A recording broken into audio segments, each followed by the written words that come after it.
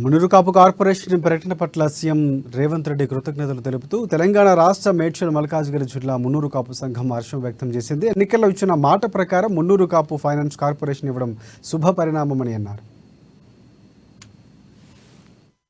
ప్రజల కోసం పనిచేసే ప్రభుత్వం కోసం అందరికీ తెలియపరిచే విధంగా కార్పొరేషన్ ప్రకటించిన సందర్భంగా ముందు వేములవాడ ఎమ్మెల్యే గారు ఆది శ్రీనివాస్ గారు ఎంతోమంది ఎమ్మెల్యేలు 4-5 సార్లు గెలిచినా కూడా ప్రజల సమస్యపై మాట్లాడి ప్రజల సమస్య కూడా కులం కోసం ఒక అడుగు ముందుకేసి ప్రభుత్వం దృష్టికి మున్నూరు కాపు కార్పొరేషన్ తీసుకురావడానికి కృషి చేసినటువంటి సోదరుడు